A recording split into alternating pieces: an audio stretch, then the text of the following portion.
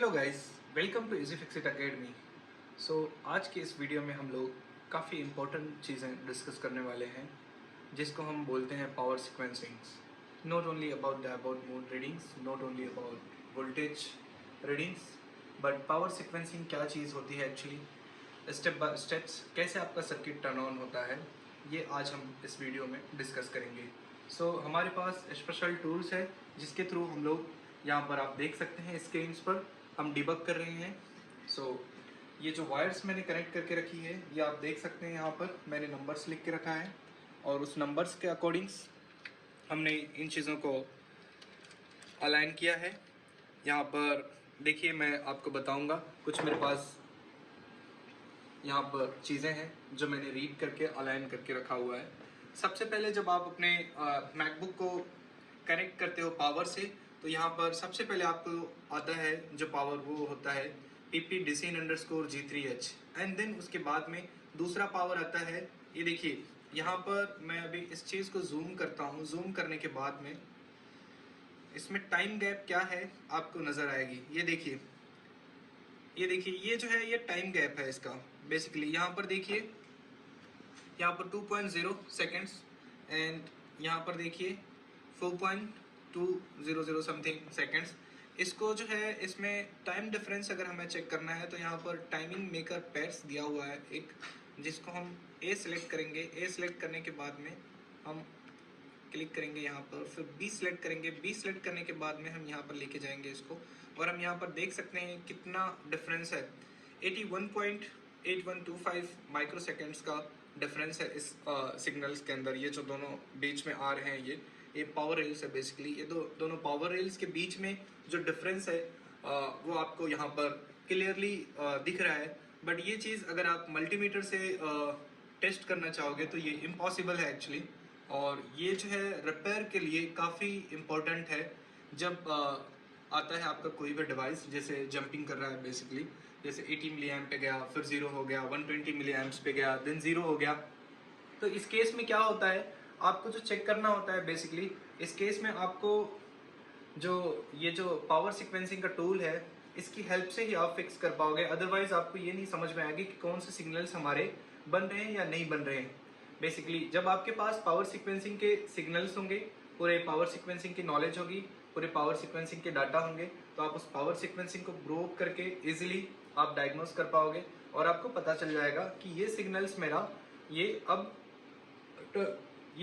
मेरा अब turn on नहीं हो रहा है बेसिकली।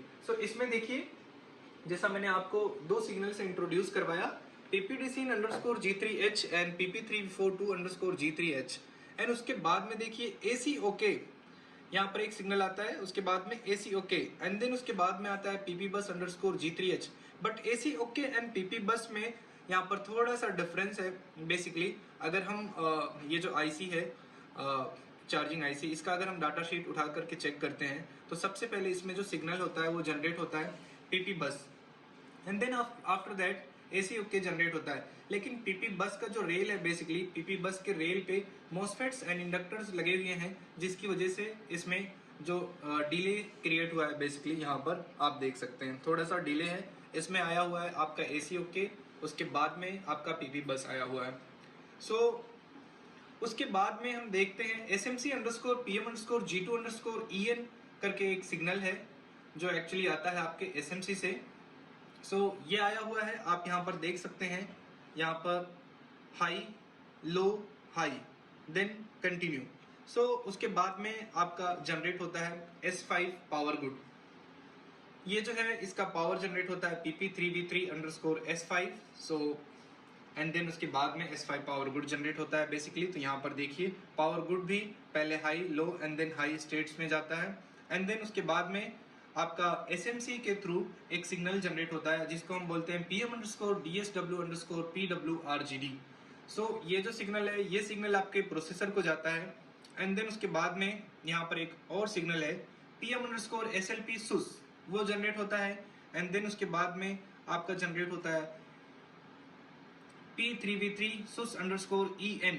अब यहाँ पर देख सकते हैं आप लोग, ये जो है इसमें और इसमें आपको कुछ डिफरेंस दिख रहा है या नहीं दिख रहा है। चलिए मैं इसको जूम करता हूँ एंड देखेंगे। सो यहाँ पर टाइम मेकर्स पे हम जाएंगे फिर से। यहाँ पर हम ए सिलेक्ट करेंगे,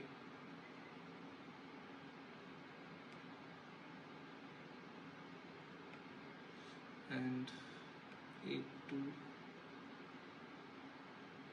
सो जैसा कि आप लोग देख सकते हैं कि थोड़ा सा डिले है। बेसिकली यहाँ पर देख सकते हैं 937.5 नैनो सेकेंड्स का यहाँ पर डिले है।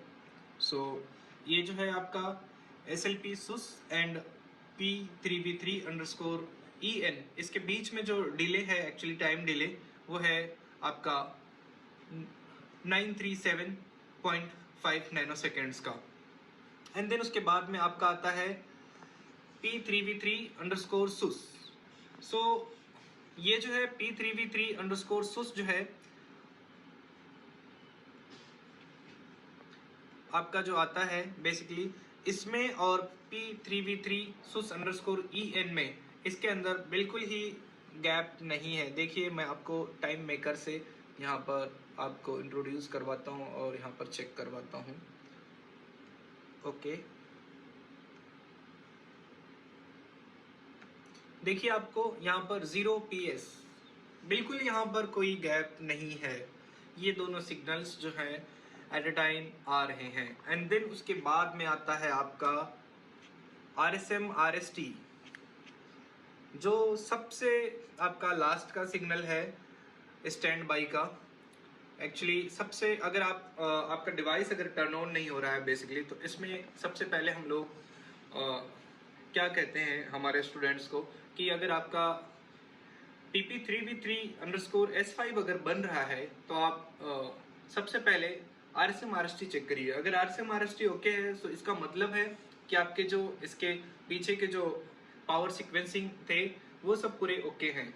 इन केस अगर आपका RSM RST ओके नहीं है तो you have to follow this method what we have built, जो हमने इसको बनाया है, जो हमने बिल्ड किया है इस पावर सीक्वेंसिंग को, आपको ये फॉलो करना पड़ेगा। इसको फॉलो करके आप इस चीज को फिक्स कर सकते हैं। एंड देन उसके बाद में यहाँ पर आता है आपका क्लॉक CLK32 SUS क्लॉक। सो यहाँ पर आप देख सकते हैं, मैं इसको जूम करता हूँ आपको, ये देखिए, ये इसको जूम किया है मैंने,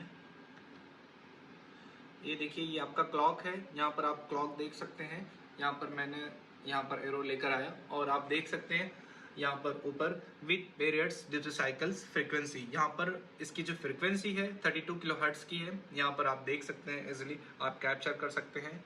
so guys, this is very important in order to repair the electronic gadgets, not only iPhone, not only MacBooks, not only any other gadgets like related to cell phones. So ये जो है ये gadgets बहुत ही important है और ये आपको सीखना बहुत ही ज़रूरी है एक्चुअली, अगर आप कुछ करना चाहते हो in future like power sequencing से related। so ये बहुत ही important है, आपको ये ज़रूर सीखना चाहिए, ये बहुत ही ज़रूरी है रिपेयर के लिए। Otherwise you have to be dependent on the like diode modes readings and voltage basically. उसके अलावा आपको पावर सीक्वेंसिंग क्या होता है एग्जैक्टली आपको समझ में नहीं आएगा कि लाइक कोई भी चिप आप ले लीजिए तो उसके अंदर पावर सीक्वेंसिंग होती है। अगर पावर सीक्वेंसिंग के बारे में अगर आपको आइडिया है तो आप हर एक चीज़ को चेक नहीं करोगे, आप जो उसके पीछे की जो चीज़ें हैं उन चीज़ों को आप स्किप कर दोगे। स्किप करके फिर आप आगे बढ़ोगे और उसके बाद में जब आप आगे बढ़ोगे तो क्या होगा, जो लाइक अगर ये जो चीज़ें हैं बेसिकली, अगर ये चीज़ें आपको यूज़ करने आ रही तो ये आपका टाइम बचाएगी। अदरवाइज क्या करना पड़ेगा आपको, आईसी निकालिए, आप पिक एंड प्लेस वाला जो काम होता है, आप आईसी निकालिए, उसके नीचे जो डायोड मोड रीडिंग्स है आप उसको देखिए एंड देन उसके बाद में चेक करिए, कहीं शॉर्टिंग मिल गया तो ठीक है, वेल एंड गुड, अदरवाइज आप उसमें ढूंढते रहोगे। सो ये जो है बहुत ही हेल्पफुल चीज़ है। So I hope you all will enjoy this video and thank you so much for watching. Stay connected for further updates and notifications. We'll catch you later.